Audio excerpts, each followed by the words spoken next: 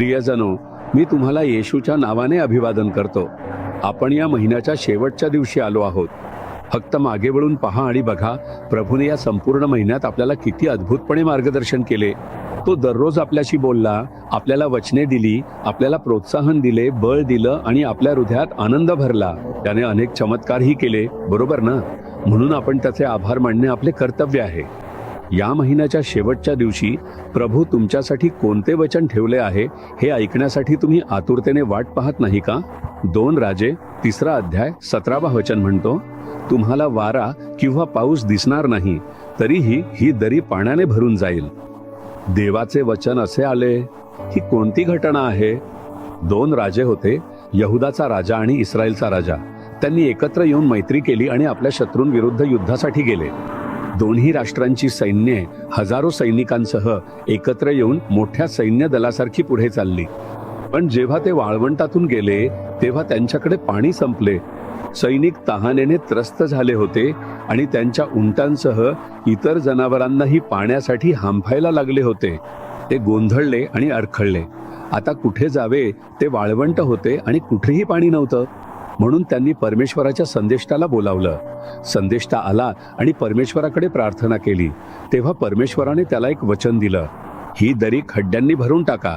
तुम्हाला वारा दिसणार नाही, पाऊसही दिसणार नाही, तरी सुद्धा ही दरी पाण्याने भरली जाईल. लोकांनी विचारले असते, हे वाळवंट आहे, जवळपास एखादी नदी किंवा तलाव असती तर पाणी आणणं शक्य झाले असते. आपण फक्त या वाळवंटात खड्डे कसे करू आणि वाट बघू. पावसाचा काहीही मागमूस नाही आणि ही पावसाळ्याची ऋतूही नाही, मग पाणी कसे येईल? परिस्थितीकडे पाहू नका, पण खड्डे करा, कारण परमेश्वर असे सांगतो. म्हणून त्यांनी खड्डे केले. त्याच रात्री पाणी आले आणि खड्डे भरले. हे कसे शक्य झाले? वारा नव्हता, पाऊसही नव्हता, ढगही नव्हते, पाऊस पडला नाही, तरीही खड्डे भरले. हे परमेश्वराच्या दृष्टीने सोपे आहे. परमेश्वर सर्वशक्तिमान देव आहे. तुमच्या स्वतःच्या आयुष्यातही जेव्हा तुम्ही परिस्थितीकडे पाहता तेव्हा तुम्हाला वाटू शकते की काहीच चांगले होणार नाही. जेव्हा तुम्ही परिस्थितीकडे पाहता तेव्हा असं वाटत नाही की गोष्टी सुरळीत होतील. माझ्या या गोष्टीत मला विजय मिळेल असं वाटत नाही. तुम्ही अशा प्रकारे त्रस्त आहात का? परिस्थितीकडे पाहिल्यावर तुमच्या कुटुंबात, नोकरीत किंवा मुलांच्या शैक्षणिक गरजांमध्ये बदलाची काहीही आशा दिसत नाहीये. यामुळे तुम्ही त्रस्त आहात का? परिस्थितीकडे पाहू नका, तर परमेश्वराच्या सामर्थ्याकडे पहा. तो वाळवंटात सुद्धा पाणी आणू शकतो. परमेश्वराने तो चमत्कार केला, बरोबर ना? तुम्ही एक गोष्ट करायची आहे. ती काय आहे हे माहित आहे का? ती म्हणजे खड्डा खोदणे. तुम्ही विश्वासाने खड्डा खोदले पाहिजेत. फक्त तुम्ही जे करायला हवे ते केल्यावरच तुम्हाला परमेश्वराचा चमत्कार दिसेल. तुम्हाला वाटतंय का काय करावं लागेल? मी तुम्हाला एक साधा अनुभव सांगू का? जीजस रिडीम्स या सेवेसंबंधी तुम्ही कधी काही लक्षात घेतलंय का? आमच्या कोणत्याही सभा किंवा टीव्ही कार्यक्रमांमध्ये आम्ही कधीही देणगी मागत नाही किंवा गोळा करत नाही. मी फक्त गरिबांना मदत करण्याबद्दल सांगितलं आहे. त्याशिवाय मी जीजस रिडीम सेवेसाठी कधीच काही मागितलं नाही. तरीही आम्ही इतक्या सेवा करत आहोत.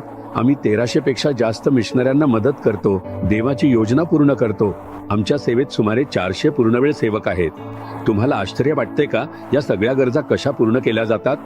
बऱ्याच वर्षांपूर्वी परमेश्वराने मला या वचनाद्वारे सांगितले, खंदक खोद, मी ते भरून काढीन. दर महिन्याच्या पहिल्या आठवड्यात सेवेत सहभागी असलेले आम्ही सर्वजण एकत्र येतो आणि पूर्ण दिवस उपवास व प्रार्थना करतो. आम्ही सेवांसाठी प्रार्थना करत असू आणि शेवटच्या 5 मिनिटात आम्ही खंदक खोदत असू. प्रभू, मासिक सेवेसाठीच्या गरजा पूर्ण होऊ दे. मिशन सेवेत अनेक गरजा आहेत, कृपया त्या गरजा पूर्ण कर. सुसमाचार सेवेत गरज आहे, कृपया ती गरज पूर्ण कर. आम्ही आमच्या सर्व गरजा सांगतो आणि प्रार्थना करत असतानाच खंदक खोदतो. महिन्याच्या शेवटी आम्ही पाहतो की त्या प्रत्येक खंदकात भर आलेलं असतं. हेच येशूने मला शिकवलं. तुमच्या आयुष्यात कोणती गरज आहे? मी तुम्हाला प्रोत्साहित करतो की त्या लिहून ठेवा आणि प्रार्थना करा.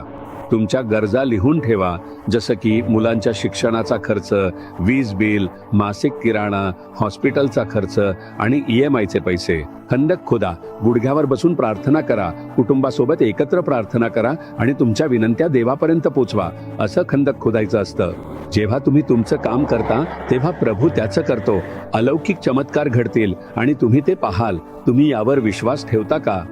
आत्ता प्रार्थना करा, प्रभू, आज मी माझ्या कुटुंबाच्या आणि माझ्या वैयक्तिक गरजांसाठी विश्वासाने खंदक खोदतो. या सर्व बाबतीत चमत्कार घडू दे. आमच्या सर्व गरजा पूर्ण होऊ दे. मला विश्वास आहे की तू चमत्कार करत आहेस. येशूच्या नावाने आमेन. आमेन. जीसस रिडीम्ड मराठी ह्या यूट्यूब चॅनेलला सबस्क्राईब करा. सबस्क्राईब बटनावर क्लिक करा आणि बेल चिन्हावरही क्लिक करा. दररोजच्या नवीन कार्यक्रमांची माहिती मिळवा.